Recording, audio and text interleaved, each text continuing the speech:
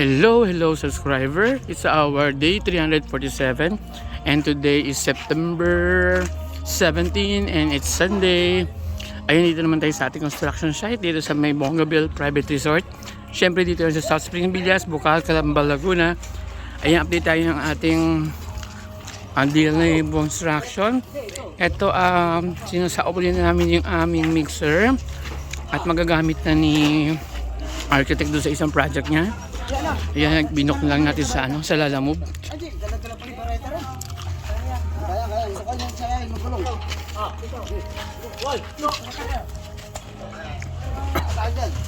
Ang hirap pala. Kung kakaroling ko pala magparet yan, ang hirap din pala, no? Kasi malayo pa yung biyahe. Kalso.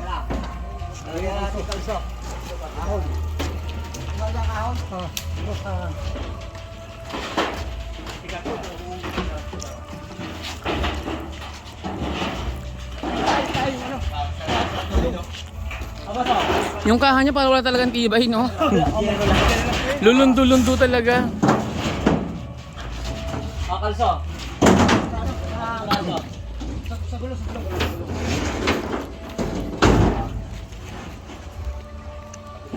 Ayan.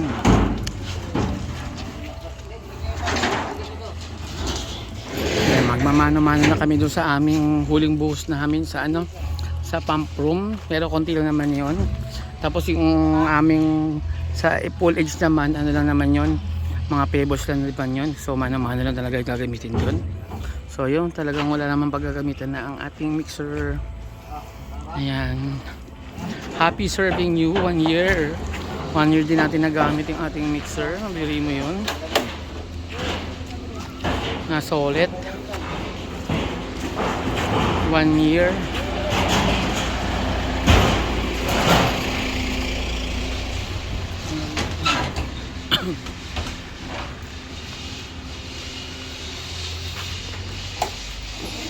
Ang lipis naman ng kalso nyo. Safe na yon.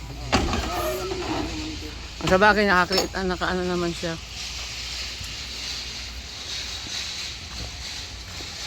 Ayan. Yung mga truck ko, di ko pinasok na Lalamove noon. Kasi yung mga biyahe naman ako. Pero pag wala talagang biyahe, siguro kailangan mong ipasok din sa Lalamove. Oh.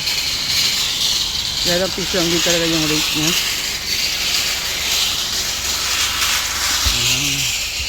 Back to operation na kami uli. Ayan, paalam na tayo sa ating mixer.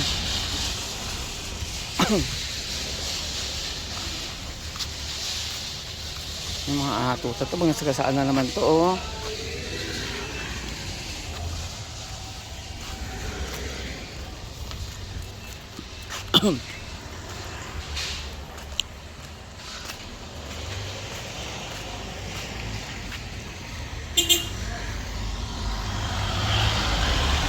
Yan. Pasalubungin yan ni architect. Dali natin San Juan yan. Diyan ko nila yung next project. Yan, at may pa soft drinks dito. Kaso wala ang baso. Dito muna tayo. Para sa ikabubuhay. Oh, sugar muna, sugar. Ano tayo para sa ikabubuhay? Sugar. Dagdag tayo ng pang-UTI. Oh, diabetes muna tayo.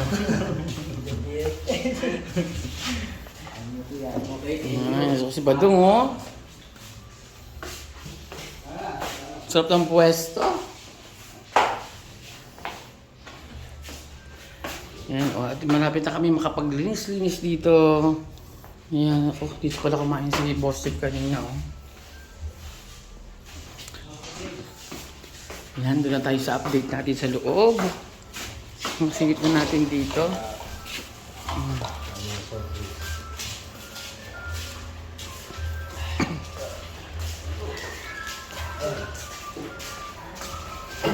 Ayan, ito na yung status ng aking TV lifter. Medyo, na siya. 70% na. Ano na siya. Actually, meron pa siyang dibalate yung pinaka-roller ko ito. Ayan, yung roller na yan. May in-order pa akong additional na dalawa. Tapos ito na yung pinaka ano ng TV. Ayan. Diyan siya o nakalagay. So, ang bigat-bigat niya sana kayanin ng ating motor. Ang motor lang naman natin ay napakaliit. Pero mukhang pang malakasan naman yung motor na yan. Ayan, ito yung motor na magli-lift dyan. Hopefully kayanin. Sabi mga ilang kilos daw. So, tingnan natin. Pero dahil naka-pulley system naman ako, 4 na pulley yung aking system. So, baka gumaan. Divided by 4 yung kanyang bigat niyan. Ayan siya. Ito yung pulley system ko. 1, 2, 3. Actually, 3 lang. Tapos meron siyang 2 dun sa baba. So, baka 3 pulley lang yata ang dating pag ganyan kino-compute. Pero alam ko 4 pulley dapat yan eh. So, ang ginawa ko na lang ng loop niya, parang continuous lang. Mula dito sa motor, akyat, baba, akyat uli, akyat, baba. Tapos hanggang sa makarating doon sa pinakababa. Papasok ng papasok sa loob. Habang hinihila niya, lumiliit yung tumataas yung gitna. Yan. Nako-compress siya. Yan yung system natin. Tapos wala tayong bisagra. Ito lang siya. Yan, oh. Yan.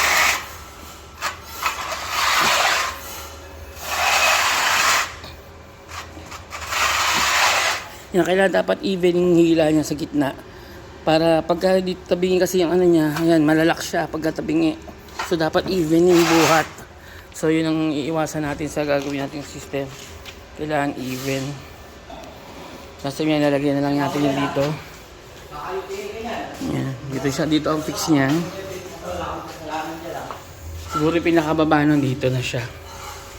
Pero bago ko ikabit dito, siguro susukatin ko muna yung mga flute ko. Kailangan gusto ko doon sa may sumakto siya doon sa may pinaka ilalim na flute. Ayun. Pero kanina ko pa iniisip ko paano ko lalagyan ng kuryente ng TV. Siguro yung kuryente ng TV nakahang na lang siguro. Nakatago nakadikit sa loob ng flute sa gitna. Nakahang doon sa gitna. Tapos habang nakalugay siya. Para pag tumataas siya natitiklop lang siya, nagle-letter J. Parang ganun.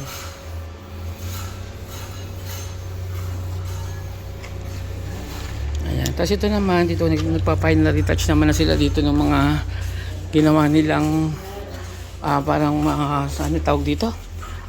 Reinforcement ng nosing. Yan, sabi pala ng kapatid ko, baka daw may mauntog pala daw sa nosing sa loob. Pero ano lang naman pala siya, nasa 3 inches lang naman yung tinaas yung ko, mga ganyan lang, 3 inches lang. So wala naman siguro mauntog dyan. Unless talagang gusto nilang mauntog talaga. Ayan, medyo ano lang naman yan. Ang purpose na kaya 3 inches yung nosing ko kasi nga meron akong LED sa loob, sa ilalim niya. Pati dito sa labas may LED rin. Ito medyo may pinabago tayo dito kasi nagkurba.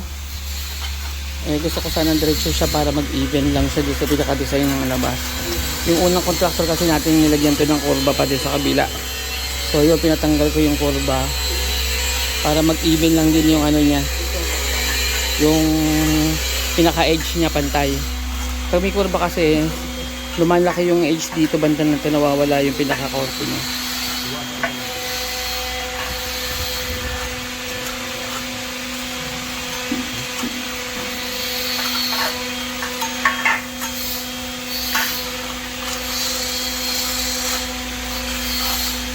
Mukhang lilitaw yung kanal, no? Dito banda. Babaguhin na natin yung side. Ayan na lang, oo. Sinunod din kasi pala yan. Nasa, oo. Kasi na-forward din ko. Kaya lang yung paano yung iba, yung dito sa side na to. O, di ba? O, ano nyo na lang, lamangan nyo na lang siguro dito ng konti. Kahit sakto lang siya dito, oh. Lamangan nyo na lang dito yung niya. Kahit hindi na siya, bali magkakaroon siya ng nosing. O, sa akin na naman, importante, yung dulo dito, hindi pa curve. Diretso lang. So, parang lang siya, oh. Ganito na lang. Yan. Nakaparallel siya dito. Ay, adjust lang namin yung Yan, parang gano'n, oo. Ayan, ganyan lang. Kaso lang dito pala, no? Ito hahabulin nyo palang kanto. yan po. So, malamang dyan na nilalampas tayo ng konti dyan. Kasi para mahabol mo tong kanto na to, lalabas ka dyan, harang ganyan. Pumunta tayo dito. Oo. Para lang mahabol natin tong ano na to, yan oh. Para maabot tayo. Ito yung hahabol, ito. Dadaan dito, tapos kung saan tumama, yun ang hahabulin. Ito mahabol, importante makuha natin to. Nasa natin dito ang Oo, dyan. Kaso mayroon tayong kandal na matatakpan lang. Matakpan natin ito kandal na to eh. So, habulin natin to. So, mangyayari, ayan, ganyan. Hindi ko. Hindi ko pag-ganda. Yan, parang ganyan. Medyo lalaki ng konti dyan. Hindi pa kayong diretso rin. Diretso pa rin. Hindi, diretso pa rin dapat. Baling magpatatlo.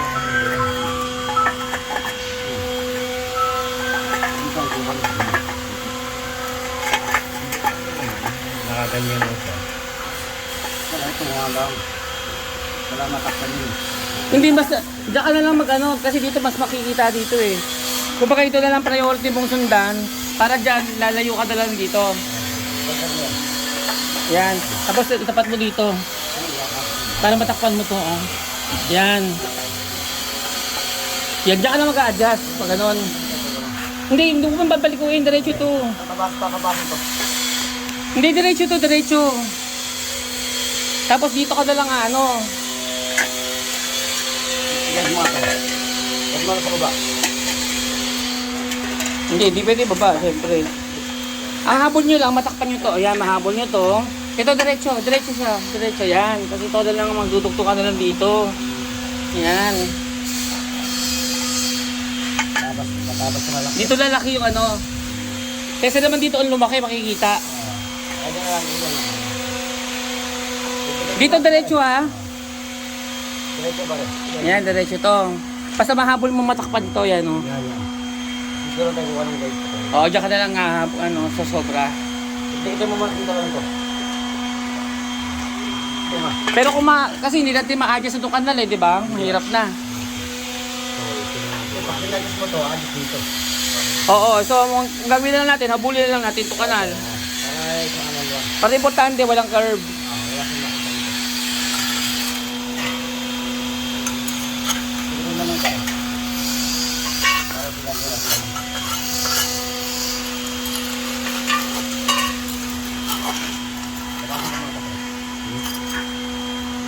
Iwasan mo.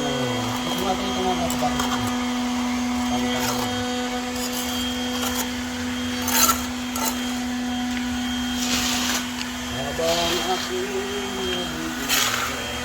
Ito dapat pumasa dito si Mamos ng ano, Channel 2. Ay, ano ba yun? Wala na palang Channel 2, yung ano, Showtime na ano. Kampiyon ba yun? Ano pa pangalan nun? Manghala na kampiyon. Oo. Aso Cold si kinakanta eh.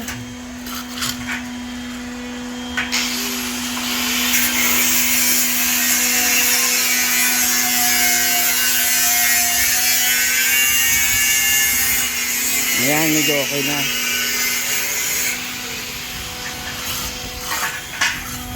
Importante pagka tinignan sa top view, buos ka na, hindi na curve. Kasi yung pool natin wala talagang curve na design, ano, puro sa street na ano. So, biglang may curve doon, medyo hindi na proportion yung ating design. Happy New Year!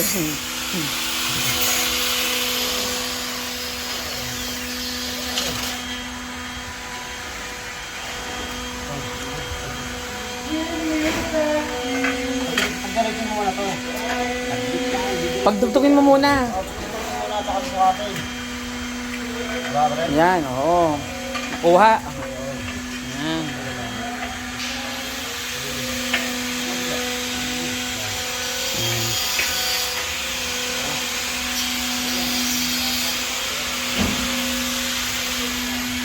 Sana makapag-piping na kami. Ako ba yan? Hanggang ngayon na pa rin.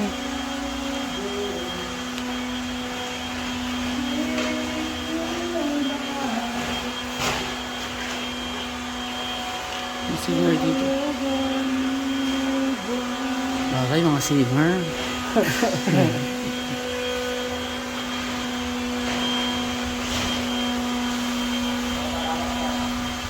Ito rin, ewan ko na kung naayusan nila dito. Curve din kasi ito kanina. Ito yung una ko napansin na curve. Ayan, wala na yung curve. Nabawasan na. Naging diretso na siya. Kasi talagang ganun. Ito nga lang, may kanal nga lang dito na nakasakripisyo kami. Pero, ang solusyon na lang dito, para hindi maano. Vamos, dito dagdag na lang tayo ng konting nosing. Para hindi makita tong kanal, no? Extend lang tayo ng konti. Oo. Para matakpan natin. O para matakpan lang to. Tapos tayo okay na, no? Ayan. O, diba? Tapos ito, yan, natikip na rin nila. May power source na ako papunta dito para sa LED. Ayan, ganda yun. So, dapat malaking tubo yung ilalagay natin yan. Kasya dapat yung dalawang LED. Ano kayong malaking tubo ang pwede ilagay dyan? Ganito kalaki. Ang laki naman masyado.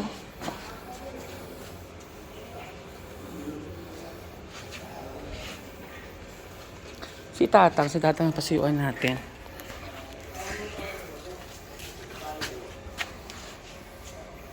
Tatang, Beijing. Asan, where are you? Asan ba si Tatang? Nasa labas siguro. Ay, Tang, pasuyo naman. Ikaw nagbutas dito, no? Ikaw nagbutas? Sino? Ay, ito.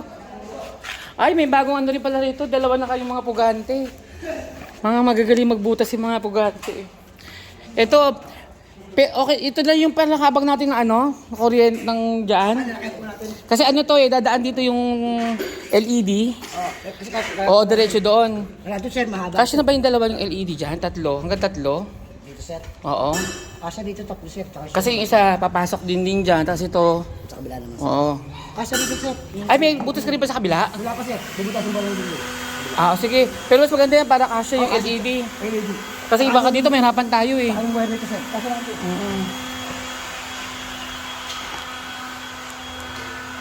Ayan. Kaso bitin. Tatanggalin lang po sir ito. Ito sir, tatanggalin na. Wala na yan. Ito lang. Ipanggamitin na natin sa may gitna yan. Yan, mahaba. At least mataba na yung natin, abang natin dyan. Kaya paano yung mag-junction na, yung junction niya, hindi kasya doon. Dapat iba yung junction dyan. Yung kulay. Paano kaya? Malaki sir yun. Kasi mapapasa ng tubig yun no? Ito ilalagay dito sir. Paano kaya natin magagawin yun? Ibang mag-2000 sir dito. O di ibig sabihin yung orange natin, isa-isang papasok dyan, ganon? Napasok yun. Yung orange. Dalawang orange yung papasok dito, may orange dito, pupunta dyan. Ay, hindi nakakasa sir yun. Kapag yung kasi malaki yung natin, 314. Hindi, papapasukin lang yung ulo lang, tapos na, Ay, isisil. dito sir. Dito sir. O, isisilda natin, ganon? Kapag yung ulo dito, yung tatlong LED. Kapag dito. Sinili ko na LED natin. Oo. Kasi pero kung kasi naman dito yung LED, kasya ba yung LED dito? Pag kasi sir yan. O dito na lang gawin natin, pasok natin yung tag-isa na lang, dalawa. Oh, dalawa sir. Dalawang abang, ito. Tapos yung doon din, dalawang abang din to para sure. Pwede naman sir. Kasi dito yung LED natin. Kasya, na-testing mo? Yung mahaba. Oo. Sige, ito na lang. Ito yung LED. So mula dito, di ba nakapatong yung dito? O bilang pupunta siya doon. Ay, hindi natin ilagay natin. Ha? Ito na lang, yun na lang pala. Kasi hindi natin masisil dyan, baka pasukin ng tubig eh. Yan. Ito siya, dito lang. Si Ado na lang magbubutas niyan. Sige. Yan, nilinis na din daw nila yung motor. Wala na kalawang. Yan. Pero yung piping na lang talaga problema. Saka yung yung gusto ko kasi yung unang buga ng tubig nito, medyo madumi kasi lagi. Minsan may kalawang o kaya may mga buhangin. So mga 5 minutes namin sigurong i-discharge yung tubig. Ang problema ko, wala akong tatapunan ng tubig maliban doon. Pag nandun ko naman nilagay, baka mag-overflow siya doon sa may lababo doon sa kasasahig doon kasi dyan din labas noon. So kailangan kong palitan yung to na may check valve para hindi pumunta doon. Tapos dito lang siya lalabas. Ayan. Yan, diretso na kalsada. Para dito tatapon lang namin yung tubig muna bago namin i-diretso sa pool. Or kaya may gagawin akong DIY nga na na filter. Pero hindi ko sigurado kasi ang lakas ng pressure nito eh. Baka puputok lang yung yung drum na blue. Ang lakas yung bugal ng tubig, hindi ko alam kung kakayanin. Pero sabi ko subukan ko rin muna. Ayun, ganito yung bibiling kong drum ayan yung drum na blue. Ayan, tapos hindi ko bubutasan, hindi ko tatanggalin yung takip niya. Bubutasan ko lang siya ng sakto sa pipe na D3 or D2 na pipe. Yun lang yung butas niya. Tapos lalagyan ko na lang buhangin sa loob sa kape, mga graba. Tapos may yung siguro 2 drum para yung isang uling para matanggal yung amoy. Yung koko anong gamitin natin. Sipag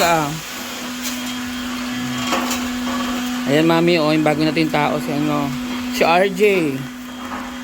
Si Ragnarok ganda.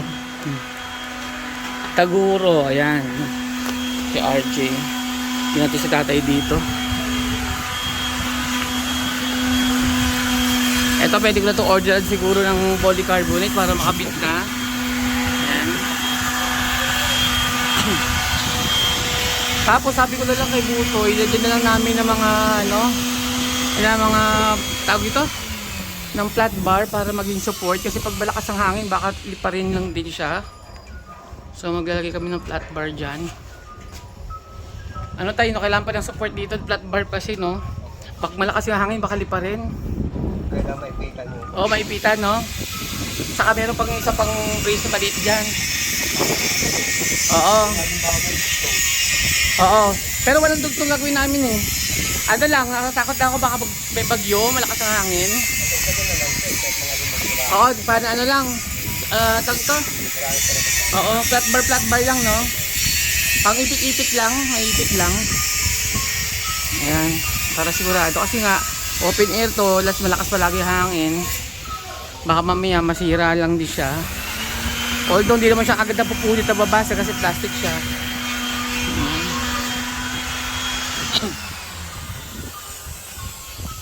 Nakakainayang yung mga puno kasi ang dami nakatanong ibon dyan. Pag umaga ang sarap pakinggan ng mga huni nila. Ayan may mga pugad dyan. Ayan ang ganda ng huni, para na pag umaga. Ayan, nakakainayang silang tapyasin eh. Saka para ba siyang may ubas dyan, may mga bunga-bunga. Buti wala pa siyang yung mga paniki. Ayan, may parang ubas yan, hindi ko alam ng puno yan. Natuwan-tuwa yung mga ibon dyan, ang daming nakatira. Siguro, saka di naman siya naglalagas okay lang. Ito lang talagang ang problema ko yung akasya kasi nga, binabayan siya ng higad saka yung lagaglas. Lagi siya naglalagas, nakabulaklak, ayan lang naman ang problema. Pero sabi ni mami nga, tapyasan na naman daw namin. Kasi natapyasan namin dito, wala na dyan. Ito na lang yung tatapyasan banda Yan, kasi tumadapo na siya sa bubong uli Ayan, bilis-bilis lang mahaba. Kasi may tumutubo na naman mahabol na naman siya papunta na naman dito yan. So ang bilis. So para siyang lalo siyang habang tinitrim namin lalong lumalago. Pero maganda naman, lilim yung lang. Talagang masipag lang kami talaga mag-trim dapat. Kasi sayang naman pag tinanggal natin, mapapakinabangan pa natin kasi malamig siya. Ang sarap na mag-park. Ayan. Ako, konting-konting kembot na lang. Lapit-lapit na to. Kasi pag nabuhusan na to, okay na. Ipa-approve na lang namin. Tapos ito namang panel, yun lang naman. Yun, natapos na siya. Wala na kami magagawin. Cleaning na siya. Natanggalin na may mumoryatic na namin itong mga semento na to. Patanggal-tanggal na malinis na.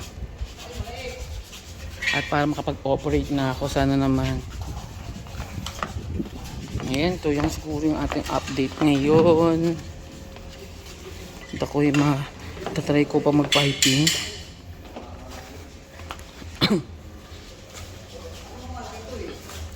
Anong balita dyan? Nakakabit na lang yung bukas sir. Kompleto na yan, nandun na sir lahat. Pero di mo pa nadikit. Dapat dinikit mo na. Kita natin. Oo, kasi ito rin naman tsura nun eh. Para bukas sasabit ko na lang. Saka ayusin ko pa yung motor niya, di ba? Titignan natin kung gagana pa. Pero para sure, temporary, gawan ko lang ng ng baka lang muna na ganito oh. Deform bar. Tapos yung pipe lang na blue. Iikot din naman yun, di ba? O, titignan ko kung effective yung yung pulley. Napagana ko lang yung pulley niya. Kung gagaan siya. O, ayan. Update lang muna natin.